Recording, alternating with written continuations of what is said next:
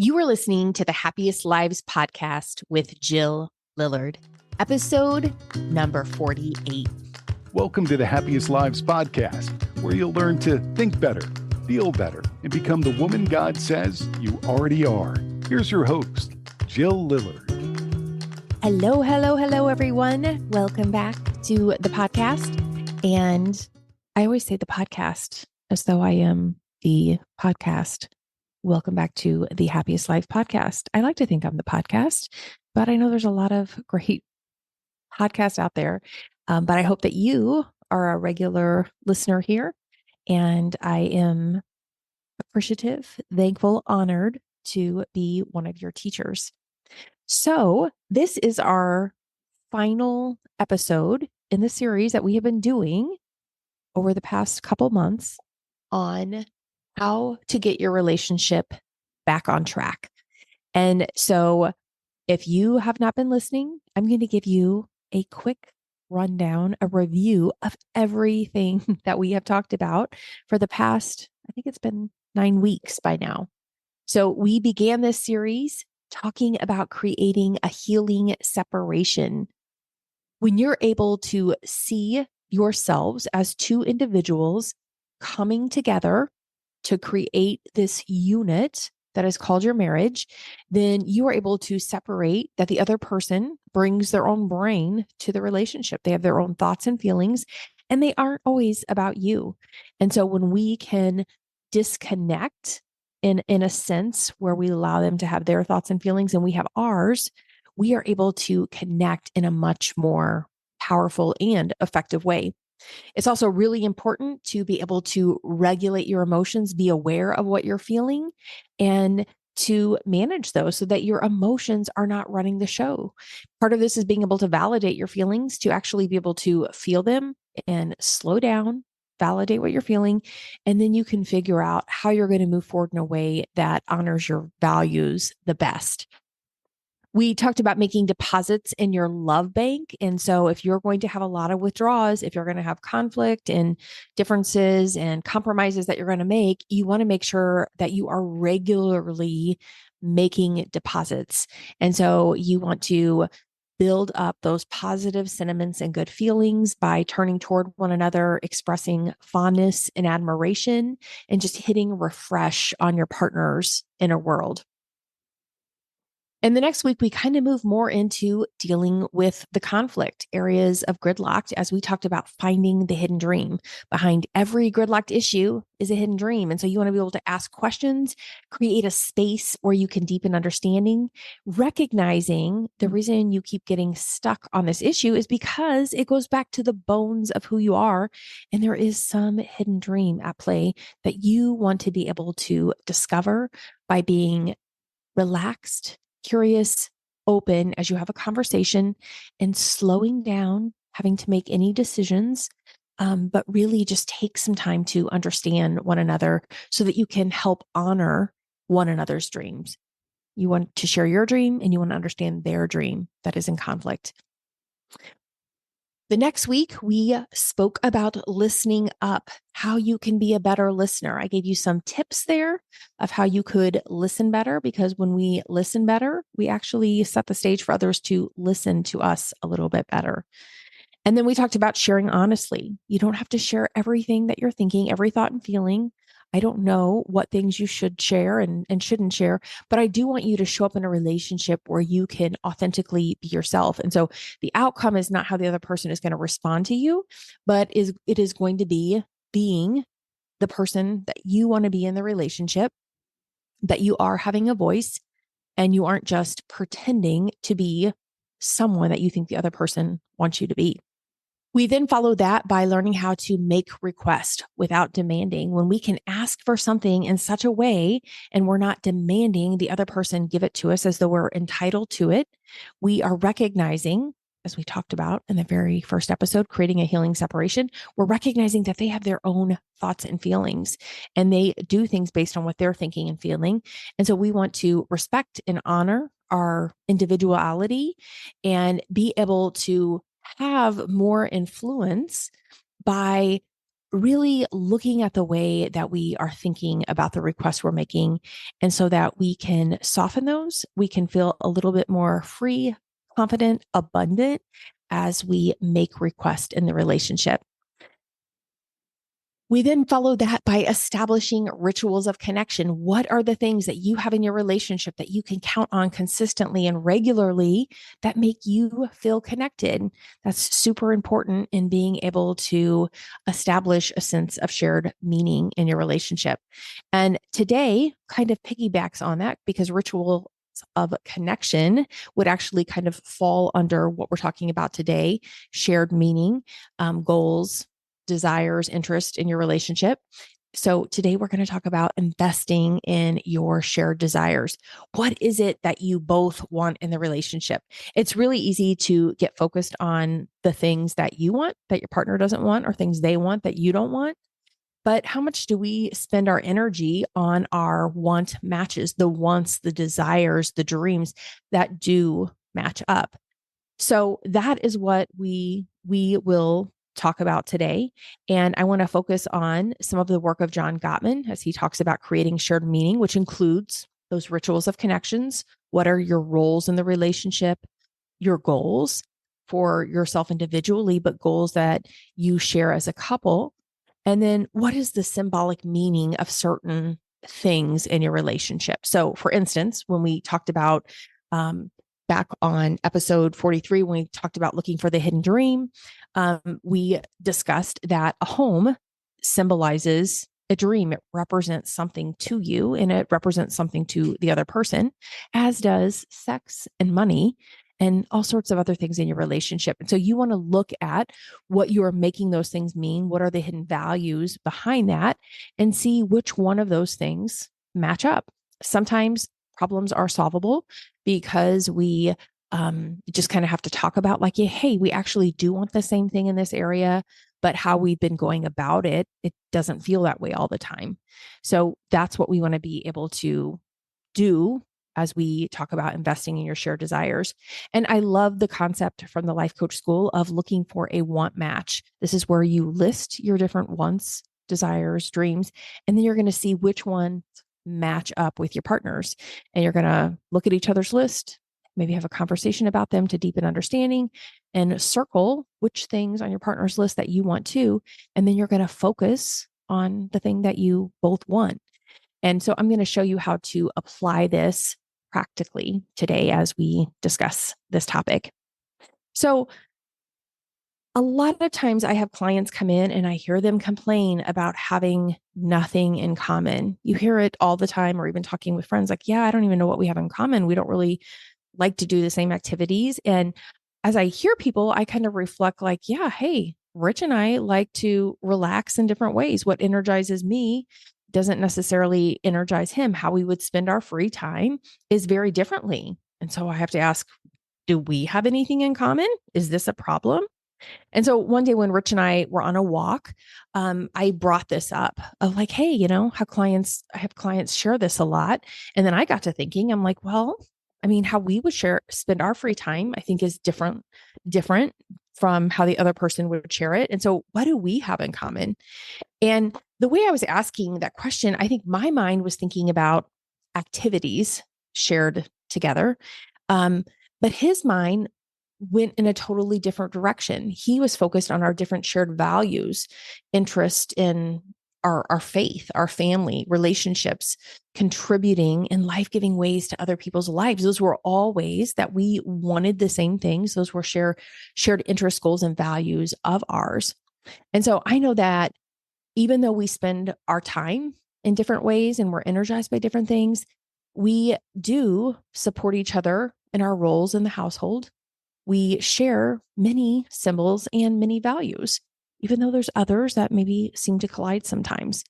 So maybe you aren't feeling supported in your roles or goals. Maybe there's a divide in how you approach sex, finances, or managing the household.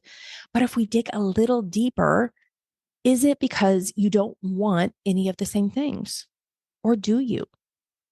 So Gottman has this idea of creating shared meaning in your relationship. And the model that he has, it's the sound relationship house model. And so picture a house, and the foundation is your friendship.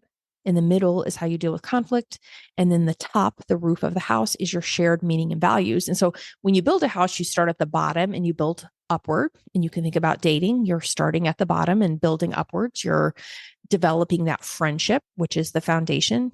The love maps, the curiosity about who this person is, the fondness, the admiration, the appreciation, the turning toward and sharing experiences. That's all very foundational. So when people come in for couples therapy, we are looking at that friendship, but a lot of them, the incentive for coming in is the middle part. Like, we don't communicate, we don't deal with conflict well. And so that's kind of where the energy is. And people are wanting help facilitating conversations and working through the hard things. And so we want to do that. And we actually spend most of our time in our session learning how to have conversations to deepen understanding and make requests and express ourselves and listen, all of that. But equally important is that you are doing things to build that foundation, the friendship. And then if we fast forward to the very roof of the house, we don't always get to that work of shared meaning. And yet it's so very important. We want to have a good roof on our house. Sometimes I think it's the latter work, right? If we can be friends again, and if we can move through conflict and build some trust, then we can deepen that a little bit more and talk about our shared goals, values together. And so Gottman shared meaning, that's why I say this for the very last concept in this series. It refers to the idea that successful relationships involve partners creating a shared sense of purpose, values, and goals. And Dr. John Gottman developed this concept in his work on understanding what makes marriages successful.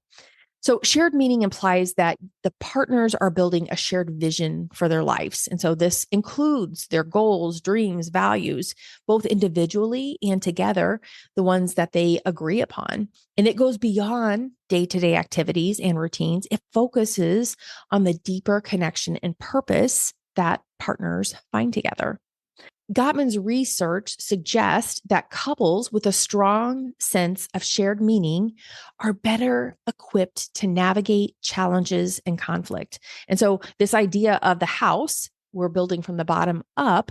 We also know when you have a good roof, it's going to benefit what's going on in the house. If you don't have a good roof, you're going to get a lot of leakage and rain and maybe other problems inside the home. And so it kind of works backwards as well. Creating shared meaning involves this mutual understanding of one another's values, aspirations, and the meaning behind shared experiences. So this concept is one of the elements that contribute to a romantic relationship's overall health and longevity. So how do we do this? How do we approach shared meaning in our relationships? How do we make sure that we're building that in our relationship? One, I think, is being able to have those conversations where you're finding the hidden dreams that help you better understand your individual hidden dreams, right? So that's going to naturally come up during conflict. Using the same skills of conversation and exploration, curiosity, openness, you can have conversations about the roles, the goals, and the symbols within your relationship. I also love the tool of the Life Coach School, as I said earlier, about finding a want match. And what this basically means is you identify one shared want, starting off by making a list and then finding a want that matches up. And then you pursue making that want. Now, I think that want could be a shared activity you want to have, but it could also maybe be a shared value. And then I love the concept that comes from James Clear. He's the author of Atomic Habits. A lot of that we think of in terms of making behavioral changes in our life, reaching goals, personal development, but I think we can apply that to relationship growth as well. And this is the concept of 1%. The 1% compound effect in creating change is based on the idea of making small, consistent improvements over time. I think that's so important. Sometimes we want to jump to something big and major, right? If we want to save our marriage, maybe we feel we have to spend all this money and go on a fancy trip, or we have to just do something extreme. And really, if we can just start creating some small, consistent improvements over time, that will lead to significant positive outcomes in the long run. And so the idea of the 1% compound effect is that by making a 1% improvement in a particular area consistently, the cumulative effect over time becomes substantial. And I also love that scripture verse, Isaiah 26:3. And I think we can apply that to any changes we're trying to make in our relationship. And it is, he whose feet are steadfast will keep in perfect peace. Okay. So if you want to make some of these changes, be patient, take a deep breath, recognize change takes some time, and you just want to make sure the changes that you are implementing are consistent, they're small, they're doable. So I wanted to give an example of what this might look like. Let's say that you are wanting to, that you both valued quality time, and yet your lives have been so busy, you're not prioritizing that. You're not finding the time. And so each day, if you wanted to implement and honor this shared value, you could focus on making this connection slightly more meaningful. So if we're doing the 1% improvement, you would share something new about your day, express appreciation, or discuss a shared goal or aspiration. And you might have to get intentional by saying, hey, we're going to set aside 20 minutes when, when we both come home from work at the end of the day. Maybe we want to have 20 minutes where we just sit down and say, hey, how was your day? Tell me, what was going on, where you kind of just de-stress, exhale. Now, I know that doesn't maybe sound interesting or like a positive event for some of you, but I know some of you would feel like, yeah, that would really help me feel connected, to just actually pause, be intentional. Maybe it requires telling the kids they got to play by themselves for a half hour while you guys just kind of reconnect at the end of the day. But you could even start with 10 minutes. But the compound effect over time, this daily habit of connecting on a deeper level, it will gradually strengthen the shared meaning in your relationship. It occurs as you consistently invest in understanding, supporting, and being present for each other. So if you are going to find a want match, number one, you're identifying the shared want by making a list, picking a want that you both will have, and then making a plan. Make your plan doable, measurable.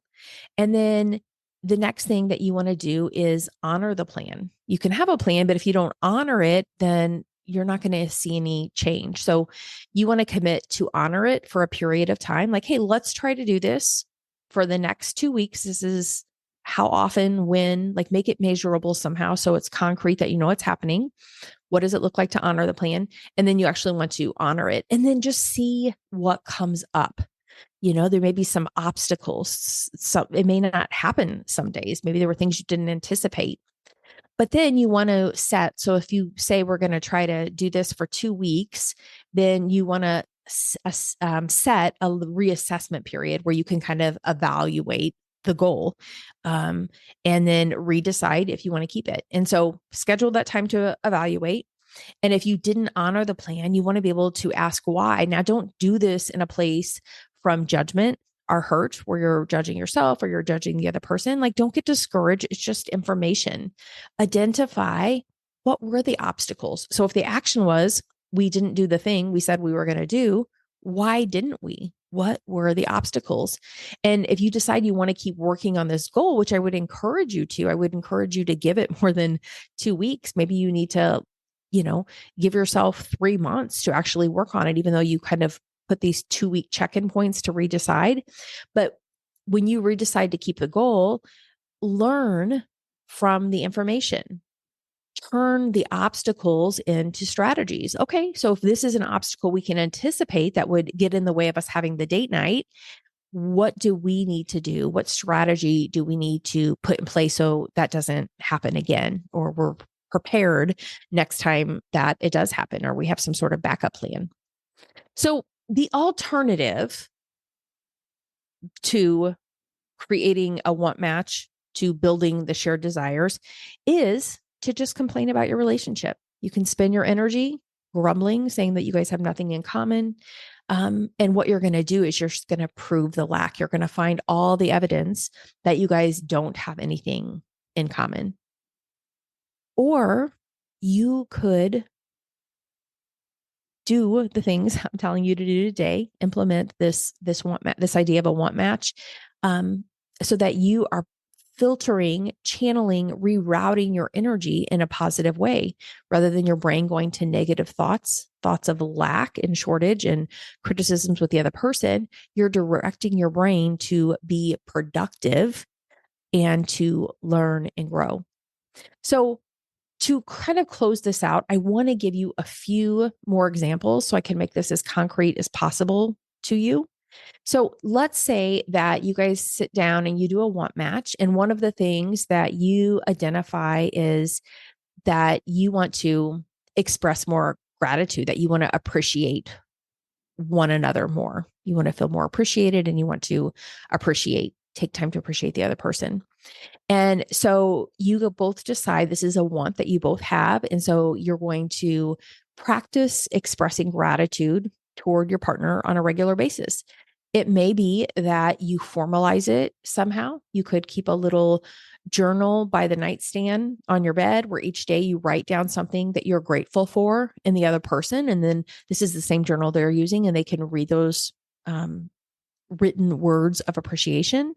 It could just be more cognizant of trying to express, verbalize and express positive feelings as you are having them throughout the day.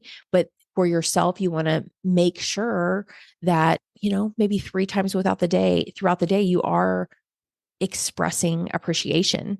And I would check in with yourself at the end of the day. Did I do that? Maybe I had positive thoughts, but maybe I'm not always expressing it. And so those feelings of gratitude could be related to your partner's character, actions they took, or the way that they contribute to the relationship. But you're just looking for new aspects of your partner to appreciate each day.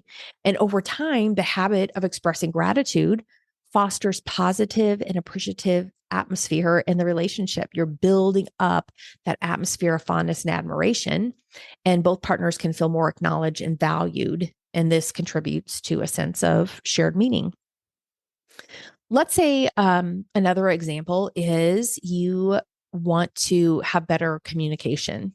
And so you want to feel like you're expressing yourself, you're listening better, and you're understanding each other better. So that can feel like just a very big non-concrete goal, non-concrete in the way that, there's so many different ways that can then break down. So if you want to create a 1% improvement, maybe you're just going to dedicate a few minutes each day to active listening and focus on truly understanding your partner's perspective without interrupting. And this may be using some of the tools that we've talked about in this series, taking turns as speaker and listener, like you're speaking right now. And so I'm going to listen. And then we're going to swap off. And the effect over time of this would be the improved communication becomes more of a habit because you've been practicing it. And so maybe you say, we're going to practice this once a week, or every day we're going to find time to practice this. And it's going to lead to a deeper understanding of each other's thoughts and feelings. And you'll get better at communication when you're intentional with that. Now, for some of us, for many who come into therapy, who come in for coaching, they recognize that they need an outside mediator. They need someone to help monitor the conversation, to be able to hit pause when it's going in the wrong direction. And I see some couples come in who are able to implement the things that I am teaching them quicker than others. I see others who need a whole lot of redirection because some really bad habits have been set in, and maybe things just get so emotional and it's very hard for them to observe themselves as a speaker or listener. And so they're not even sure of what is happening. And that is where coaching can be such a wonderful resource. And so I encourage you, if that's something that you need to help improve your communication, that could be something that you both want, and that could be a tool that you use to get that result. And one final example I will give would be if there's maybe a shared hobby or activity that you want to do. Let's say you decide, hey, we want to cook more together. And so one night a week, we're going to cook a meal together. And this will help you explore new activities, even if it's in a small way. Maybe we're just going to make a dessert together. Maybe it's not a whole meal, but you can experiment with a specific hobby. Maybe just in general, you want to share some hobbies together. So you could experiment with different hobbies or find a common hobby that you're going to focus on. But you want to dedicate a portion of your leisure to this shared activity rather than just doing all the things that you like to do by yourself or with other people. And over time, as you consistently invest in these shared activities, you are going to make some memories. Memories will accumulate. You will pave some new trails in the woods. And this is going to create a sense of togetherness and shared identity, contributing to a richer shared meaning in the marriage. So I hope you guys found this information helpful today. I hope you found it practical, that it's something that you can actually go and apply in your relationship. Maybe sit down, ask your husband if he wants to do a want match with you. But in summary, I would say, number one, you want to identify your shared wants and don't limit those to activities. They can include your different values and roles and goals in your relationship. Then you want to make a specific plan of how you can honor this shared want. You want to then take small and consistent actions, learn and grow as you try to implement the plan. What's going well about it? What's not going well? Strategize for the obstacles that come up. And really, overall, I would say complain less. Invest your energy very intentionally in making a positive impact in your relationship. So that concludes today's lesson.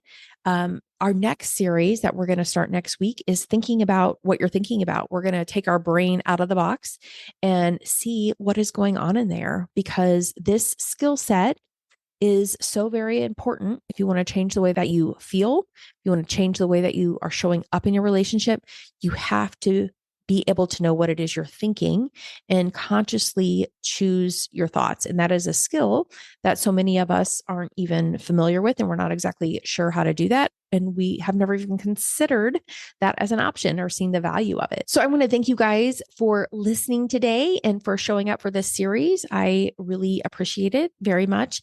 If you guys have enjoyed this podcast, if you've been listening for a while, can you leave me 5 stars? Leave a review. That helps the podcast get noticed, and I appreciate it very much. So thank you guys for listening, and I am here to help you become the woman that God says you already are. If you enjoyed this podcast, I would love to help you take this concept and apply it. Join me in Clarity and Courage, my cost-effective coaching program for Christian women. Each month, receive the tools you need to apply the concepts and grow. We will meet on a live coaching call where you can ask me anything. Plus, you get access to the worksheet workshop where you can have conversations with other women just like you. Learn more and sign up at myhappyvault.com/Clarity and Courage.